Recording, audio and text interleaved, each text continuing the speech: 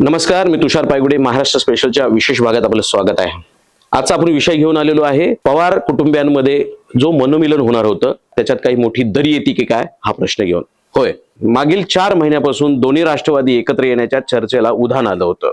या चर्चेवरती अजित पवार, सुप्रियाताई सुळे, जयंत पाटील यांच्यासारखे मान्यवर उपस्थित होते.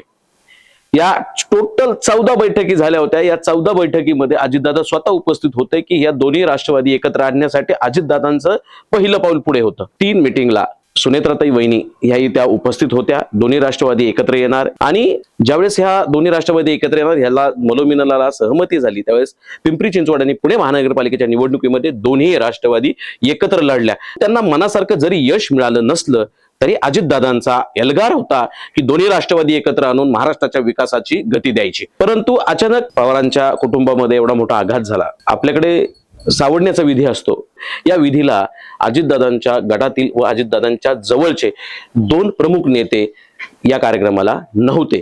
याच्यामुळे ह्या कार्यक्रमाला नसल्याचा ह्याचा चर्चा फार मोठ्या प्रमाणात व्हायला लागल्या. का तर याच्या पाठीमागं काही राजकीय डावपेच खेळले जात आहेत.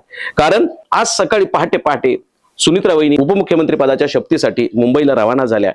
काल त्यांनी तो निरोप पाठवला. परंतु त्या पाठोपाठ लगेच शरद पवारांचं एक स्टेटमेंट आलं. त्या स्टेटमेंटमध्ये शरद पवारांनी असं म्हटले आहेत की सुनित्रा ह्या उपमुख्यमंत्री पदाच्या शपथीसाठी जात असतानाचा कोणताही विषय मला ज्ञात नाही किंवा माझ्या कुटुंबियांशी कोणतीही चर्चा झालेली नाही. त्यांनी दुसऱ्या स्टेटमेंटमध्ये स्पष्ट सांगितलंय तो त्यांचा स्वतंत्र निर्णय आहे, तो त्यांचा स्वतंत्र पक्ष आहे, त्यामुळे त्यांना पूर्ण निर्णय घ्यायचे अधिकार आहेत.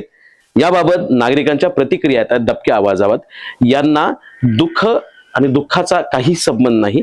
यांना सत्तेसाठी हा यांचा अट्टाहास चाललेला आहे आणि सत्ता मिळावी. जर दोन्ही राष्ट्रवादी एकत्र आले तर आपलं पक्षातलं स्थान कमी होईल. आपल्याला पुढच्या काळात काही निर्णय घ्यायचे असतील तर त्याच्यात अडचणी येतील.